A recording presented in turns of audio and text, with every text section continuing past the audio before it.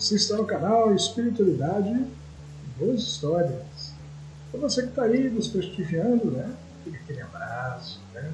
Obrigado pelo seu prestígio, né? Para você que está chegando, né? Já nesse canal, deixa aí o seu like, né? Nos prestigie, inscreva-se no nosso canal. Né? Hoje nós vamos contar uma história muito interessante. Né? Ela foi recebida na mesa dos médios pelo espírito de Pennywise. Né? A gente foi pesquisar para saber quem que era, e eu descobri na internet que era uma escritora de histórias de terror, basicamente vampiros, bruxas, né? Que desencarnou agora em 2021. Escritora americana. Né? Então eu achei muito interessante a história dela. Né? Uma história diferente, né, que faz a gente pensar. Né? Então ela se chama A Escola dos Negros, ou The Hunchback, o corcunda, né? From Some Don't Know Where, o corcunda de São Austrália, o santo da Pennywise, né? O São não sei onde, né? Em lugar nenhum, né? Isso me faz lembrar de um desenho animado que chamava Coragem, o Covarde, né? Ele morava em Nowhere, né? Em lugar nenhum. Ele era covarde, mas ele resolvia tudo, né? Ele enfrentava todos os tipos de monstros, lutava para poder proteger os donos dele. Bom, aqui no caso da Pennywise, ela começa assim: Bem-aventurados os pobres de espírito, porque deles é o reino dos céus. Mateus, capítulo 5, versículo 10. Bom, segundo os amigos espirituais, ser pobre de espírito não é o mesmo que ser tolo, mas sempre que seja razoável e possível, darmos o voto de confiança pelo outro, pois sabemos que todos estamos em uma escola e que, mais dia menos dia, todos nos graduaremos em ciência do mesmo. Portanto, acreditar no próximo não quer dizer que temos confiança cega nele e de que ele não nos passará a perna, já que a palavra nos assegura que o reino de Deus será nosso destino. Mas ter em mente que Deus sabe o que faz, que nosso Pai, infinitamente bom e misericordioso, está no controle de nossas vidas e da vida do outro, e que Deus nos reservará o melhor. Né? Às vezes nos chamam de tolos, né? Às vezes chega gente para a gente e conta algumas histórias que a gente vê que não, são histórias assim que não tem muito a ver, né? Difícil de acreditar. Né? A gente que peleja aqui nessa área, né, do espírito, então, meu Deus do céu, né? Ninguém acredita na gente. Eu só acredita quando está doente, quando o bicho está pegando, e aí ele acredita. Lá no dia que a casa espírita que você vai, eu estou com um problema sério, estou precisando de Jesus. Né? Então, a gente fala, tudo bem, vamos lá. Então a gente deixa de ser aquele cara estranho, né, e passa a ser aquele cara que vai ajudando Jesus. Né? Pois é, ontem nós tivemos na missa de cura, a minha esposa era católica, fui lá porque ela tinha falado que tinha um músico lá, né, saxofonista, né, toca instrumentos de sopro. Caramba, eu cheguei lá no missa de cura. Começou 6 da tarde, né, a gente chegou lá às 6, saímos lá para as minhas. Estou todo quebrado, porque eu não tenho idade para essas coisas. Né? E a missa de cura parece um bocado com as obsessão. Então tinha fantasma para tudo, né? Era espírito para todo lado. E alguns deles chegaram pedindo para a gente transmitir uma mensagem. E entre esses espíritos que estavam lá, né? Estava lá a Ellen Rice, muito interessante falar com ela. Né? Ela fiquei curioso, né? Que um americano está fazendo nesse bairro, né? Ela está fazendo aí, quer dizer, ela estava na missa depois chamou a atenção dela. Né? Ela devia estar passeando por aí quando viu, né, as luzes que emanavam da igreja, se sentiu atraído por aquilo. Talvez ela estivesse perdida, né? Quando viu a luz da igreja se acender, né? E foi lá dentro. Porém, a história dela não é ela é como uma contista de terror, né? Que uso do fantástico para poder se expressar. Então a história dela não é muito evangélica, né? É bem dentro da linha dela. Mas no fundo, na essência, é outra história. Aí eu resolvi postar aqui para vocês. Muito interessante. Espero que vocês gostem. Bom, na cidade de São Não Sei Onde, nasceu o menino Corcunda, que ficou conhecido como Corcunda de São Não Sei Onde. São Não Sei Onde é uma cidade próspera. Não se tem notícia de gente pobre por lá. E os ricos não têm medo de ostentarem, pois não se vê um ladrão na cidade faz tempo. E pelas ruas só se vê gente bonita. Os operários que trabalham nas fábricas da cidade vêm da cidade ao lado, Poverty Town. Town em inglês é pequena cidade, né? Assim como vem de Poverty Town os trabalhadores do comércio de São Não Sei Onde também. O povo de lá vive preocupado com o divertimento. Os bares vivem cheios, toda hora tem show, tem festa. Né? São Não Sei Onde é uma parada obrigatória da estrada dos artistas que vivem todo lado. Pois tem alegria e tem dinheiro também. A cidade tinha uma religião própria. Até nisso, né? Como muitos ricos, né? Nenhum pobre. A religião, de forma geral, ela ajuda mais os pobres. Né? Ela é mais necessária aos pobres. Né? Esse vídeo de fé para poder segurar a onda, né? Sobreviver nesse mundo tão difícil. Então a cidade tinha uma religião própria. Todos os moradores acreditavam que, se eram ricos e saudáveis, livres dos problemas dos réis mortais, era porque Deus os havia abençoado. E que se existia gente que morava em pobre tal, ou lugar pior, era porque foram amaldiçoados por Deus. Portanto, os ricos tinham obrigação divina de aproveitarem ao máximo as bênçãos recebidas e ficarem ainda mais ricos, ignorando os pobres, porque, na verdade, os pobres não tinham parte com Deus. E por algum motivo que os ricos não sabiam qual, os pobres haviam aborrecido Deus, fazendo que merecer o desprezo do Pai Celestial. No entanto, como Deus é bom, não quis deixar que os pobres morressem de fome. Incumbiram os ricos de providenciar o sustento para eles.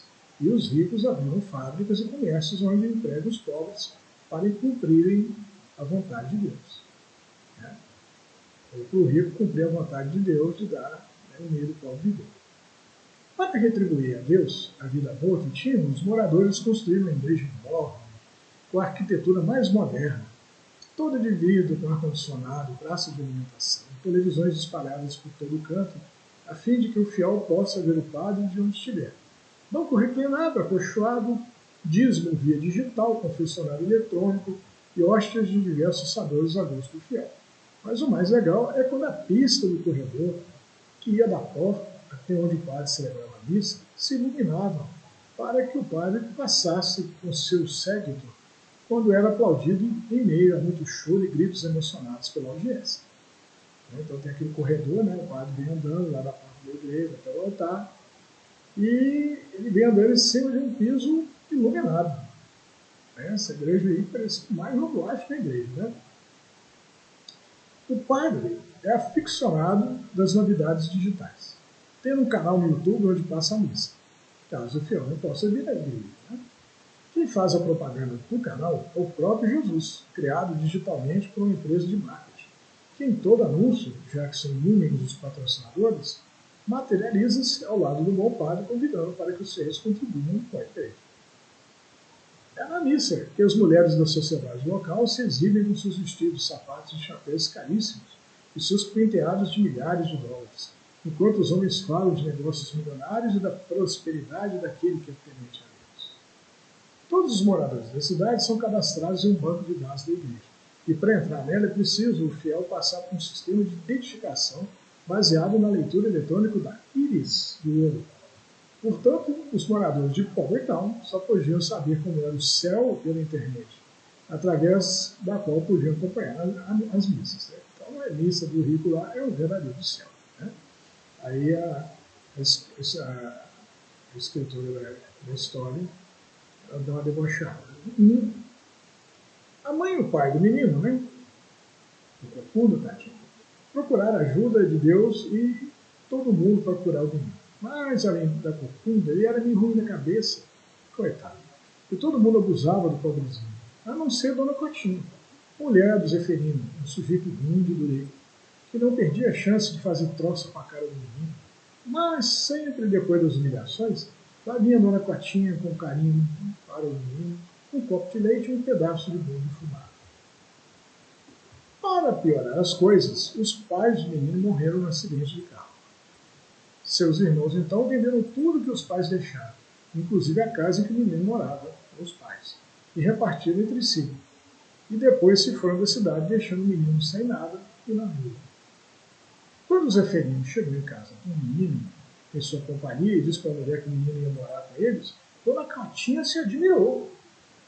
Puxa, Zeferino, e eu que achava que você não tinha coração, pois afinal de contas, passou a vida toda aprontando com um coitadinho. Não sei o que você está falando, mulher. Eu vou ganhar dinheiro às custas da miséria desse menino. Isso sim. Não estou entendendo, seu Ferino. Ó, eu estava preocupado com a nossa situação financeira, Patinho. Pois do jeito que a minha loja de artigos sexuais vai, não demorará a fechar as portas, pois os meus clientes passaram a comprar numa loja chinesa virtual. E se isso acontecer, vamos ser obrigados a nos mudar para pobre e tal. E vou ter que achar um emprego numa fábrica por aqui e deixar de ser patrão para ser empregado. Abrindo um sorrisão, Zé Ferino disparou. Se você quiser mesmo saber na lata, Cotinha, a gente vai ficar pobre, não poderemos mais nem entrar na igreja. Meu Deus do céu, Zé Ferino, o que eu vou fazer? Pois é, Cotinha. Foi Deus mesmo quem me inspirou a pegar esse menino e trazer aqui para casa. Minha cabeça estava pegando fogo de preocupação. Sinceramente, não vi uma saída. Quando eu notei que estava passando diante da igreja, entrei e me ajoelhei diante da imagem de São não sei onde e pedi a ele que me inspirasse. E aí veio a ideia na minha cabeça. Ouvi também a outra voz, né, a primeira ideia que veio nessa, ele, ajuda lá o menino. Aí o Zé Ferino disse para a mulher, ouvi também uma outra voz que me diz para faturar com o menino, já que o povo é mesmo besta e acredita em qualquer coisa. Aí a mulher me pergunta, foi a mesma voz que você ouviu a primeira vez? Aí, né, a primeira vez foi ajuda o menino, né, o santo lá deve falar, ajuda. Aí uma segunda voz, né, veio falar, aproveita e explora, ele ganha dinheiro. Aí o Zé Ferino virou, mulher, né, perguntou para ele, essa segunda voz era do santo? Eu falei, explica não, mulher. Zé Ferino deu ao menino uma cama e dormiu um prato de comida, mas ao mesmo tempo colocou para pedir esmola na porta da igreja. Como todo mundo vai à igreja, mas não é todo mundo que está disposto a se comprometer com o próximo em dificuldade, ninguém disse nada contra, nem o pai. O menino se transformou no mendigo oficial de não sei onde. Uma verdadeira estrela, pois não havia outro mendigo na cidade. E o menino passou a ser assediado, fotografado e visitado pelos turistas que gostavam de falar com ele e tirar uma selfie.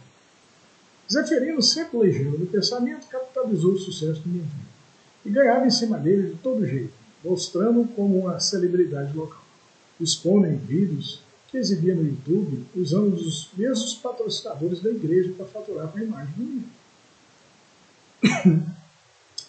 Não demorou muito, o menino passou a competir em popularidade com um santo de São não sei onde. E até apareceram médicos querendo ajudá-la a consertar a corcunda, e pessoas interessadas em abrigá-lo e dar a ele uma vida decente. Mas como o Zé Ferino era bobo e não ia perder a galinha dos ovos de ouro, acabava dando um jeito nessa gente, né? Um jeito de se livrar dessa gente. E o menino ficava lá, cada vez mais triste, magrinho, o que salientava ainda mais a corcunda que ele carregava. Foi um dia, quando a mulher que havia acabado de dar $100 para o menino começou a rezar, agradecendo a Deus não ser tão pobre, filho daquela pobre criatura, o menino começou a exalar um cheiro de rosas. Maravilhado, Zeferino teve uma ideia brilhante.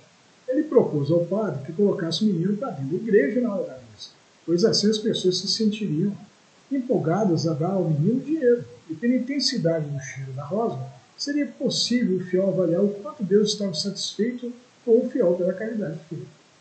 O padre achou uma boa ideia, mesmo que o dinheiro ganho dentro da igreja fosse da igreja. Mas Zeferino não concordou. É claro. Ele propôs 75% dos ganhos para o menino e 25% para a igreja. Porém, como o padre não era bom, a coisa acabou ficando 50% para cada um. Zeferino não fez por menos e criou todo um projeto de marketing em cima do cheiro de rosa que saía do corpo do menino, quando alguém lhe dava dinheiro. Criou uma linha de perfumes, imagens de santos perfumados e até a Bíblia foi perfumada, tercinhos, camisetas, sapatos, incenso e por aí vai. Incenso, né? Por aí vai. Incenso com cheiro de rosa.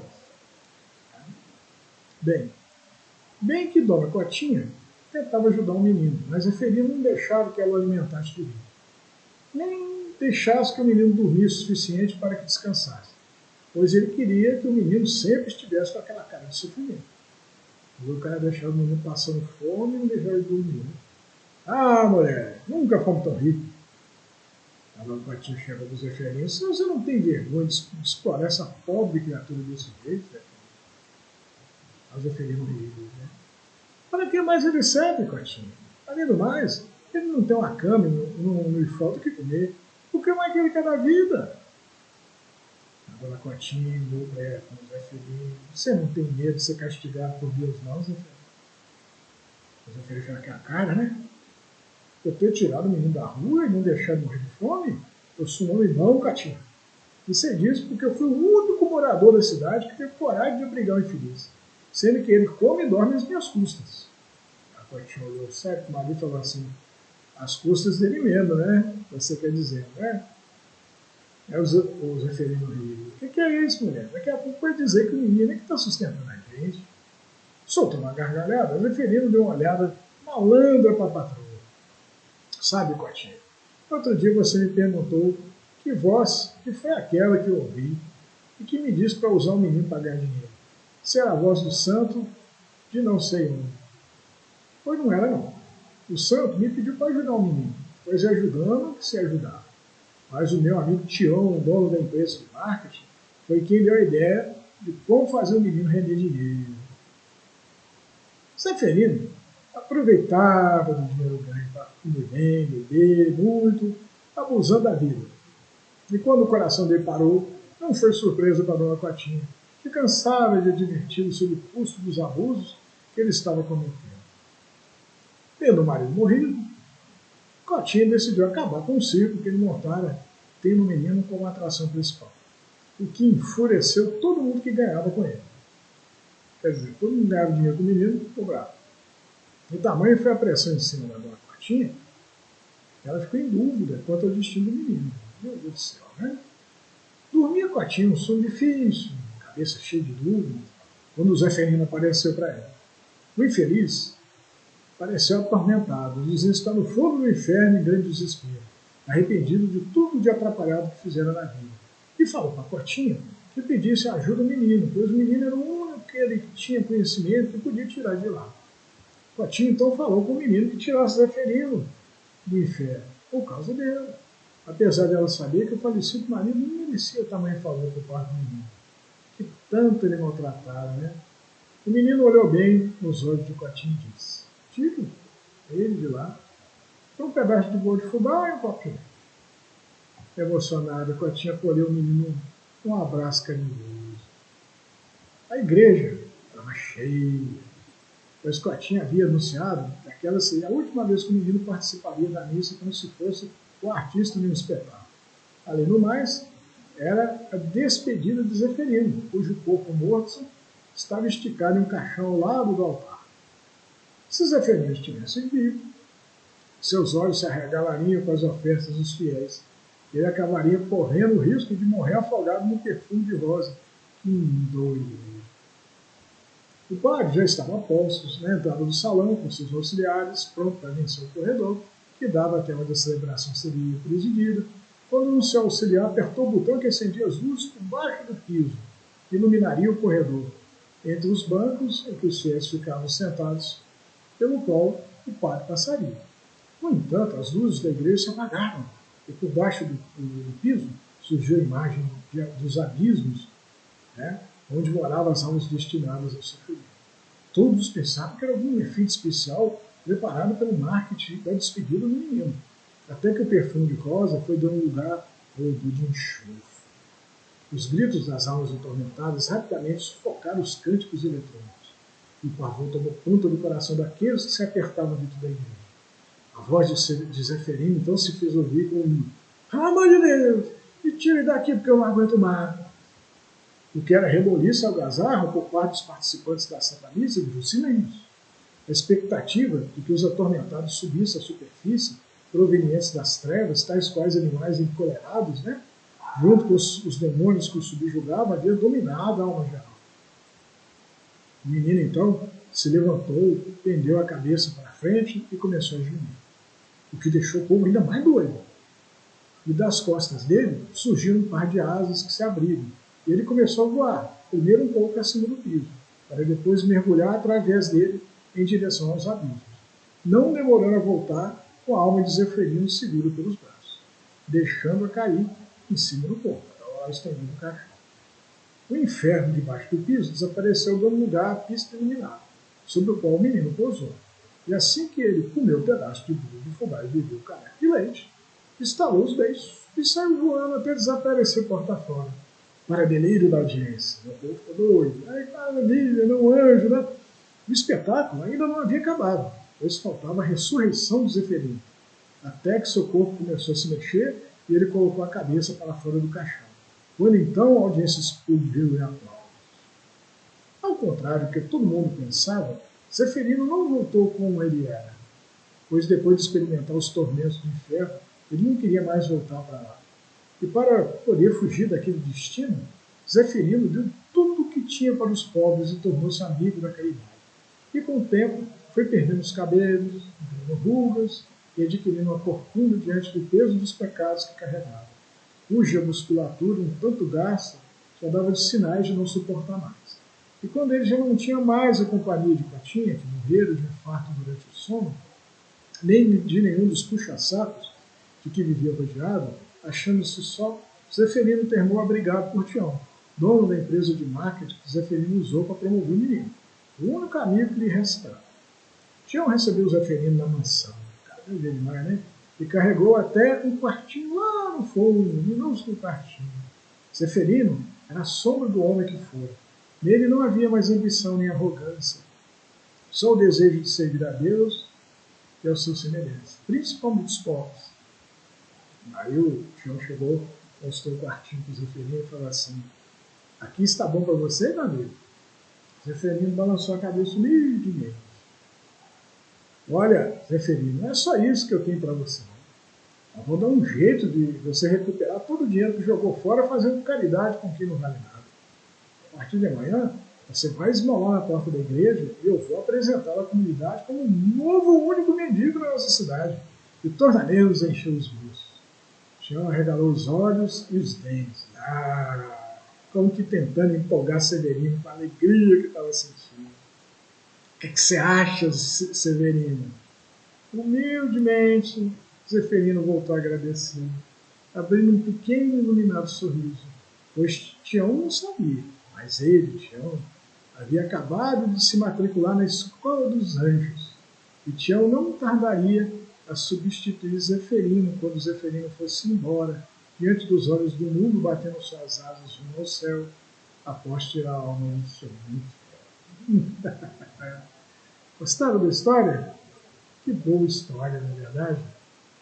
Uma história muito interessante, né, que fala que estamos todos, no final, né, de um jeito ou de outro, destinados ao céu. Né? O inferno é só um lugar de passagem. Né? Sobe pra caramba, quando sai de lá, não quer voltar mais para lá, e a gente faz de tudo para não voltar, inclusive pegar o caminho para o céu. Né? Tudo que a gente não fez, né, a gente passa a fazer. Né? Tem muita gente que não precisa ir para o inferno, né, para tomar rumo na vida. Às vezes um susto, né, doença, um acidente, abala a pessoa, faz ela pensar. Né? Às vezes a pessoa está cega, né, achando que aquela vida louca que ela está de lá, que é a vida correta, que vai fazer ele feliz, não está enxergando. Às vezes toma um tapa. Ele vem um tapa. Aí ele olha em volta para as pessoas que o amam, queridas, prontas para abraçá-lo, para dar amor a ele. Então eu mesmo me sinto um cara muito feliz. Em todos os meus momentos de dificuldade na vida, sempre teve alguém para me dar uma balançada. Oh, acorda! Né? Eu estava lá dormindo, né? Estava lá preso na ilusão, sonhando, né? Sonhando acordado, bobamente. Alguém me deu uns safanejos. Vamos viver, vamos trabalhar, vamos estudar, vamos progredir, vamos evoluir. Vamos para a casa assistencial, né? Ajudar lá, né? Servir a sopa, ouvir os doentes, né? Abraçar. Vamos procurar ser mais irmãos, atender as pessoas com mais carinho. Isso é acordar. Isso é despertar. Na história aí o cara é despertado por um meio extremamente radical. Mas quem está escrevendo a história é um escritor de contos de vampiros e bruxas. Então ela não ia deixar por medo. Né? Jogou o cara no inferno. Né? E veio um anjo lá. E provavelmente, como é uma história cíclica, né, os fatos se repetem, quer dizer, o Tião lá no final estava destinado a substituir o Zeferino. Né? O Tião estava completamente cego pela ganância, assim como o Zeferino também estava. Mas no final, o Zeferino liberta o corcunda, né, o menino. Talvez o menino ele tenha feito coisas terríveis também. E de tanto sofrer, acabou aprendendo o caminho, desenvolvendo as asas. Né? Começou com a corcunda. Né? Quem poderia imaginar que debaixo daquela corcunda existiam asas de um homem? Né? Quem poderia imaginar que atrás da figura do Zeferino, né, que a história fala, pô, o cara era ruim de doer, existe um anjo de proteção. Né? Se tornou ruim. Né? E ficou todo satisfeito quando apareceu um outro lado, ganancioso também, que ele sabia que ia passar todo um sofrimento, né, para depois se transformar. É assim que Jesus nos vê, não é verdade? Jesus, lá no início do campeonato, lá, quando ele viu lá os apóstolos dele, né, tão frágeis, né, os caras muito ruins, contra o Império Romano poderosíssimo, os soldados armados até os dentes, e os caras pescadores, né, puxa vida, né? E Jesus olhava aquilo e via dentro deles a cor, né, que eles viriam se tornar. Né, os anjos. Né? Então Jesus já antecipava isso. Ele já sabia o que ia dar. Por isso que na hora que o Pedro, né, chega até Jesus, lá triste da vida, não, Senhor, meu Deus, o que está acontecendo com Pedro? Tu me negarás. Se o galo cantar, você vai me negar 3 vezes. Eu pedi, mas eu amo tão o Senhor. Você ama assim. Mas você ainda é frágil. Você ainda vai passar uns perrengues que você não vai dar conta de segurar. Eu não estou dizendo que você não é legal. Estou dizendo que você é muito frágil. Estou dizendo que vocês têm um processo de evolução. Você está ganhando massa muscular e espiritual. Está se tornando um grande lutador. Mas por enquanto você está no caminho. Então não tem problema você dar umas deslizadas. Você está magrinho, fraco ainda, você ainda vai ser forte. Você vai se tornar um anjo. É tipo o Zeferino, né? Um ruim pra caramba, no final ele está caminhando para virar. Então acho que todos nós estamos nessa, né? E a gente pede a Deus que não seja preciso a nossa alma ser tirada do inferno. Nem a gente tomar grandes sustos, para que a gente possa tomar jeito na vida. Não é verdade? Fica aí meu agradecimento o Espírito da Rice, que passou essa mensagem belíssima para nós.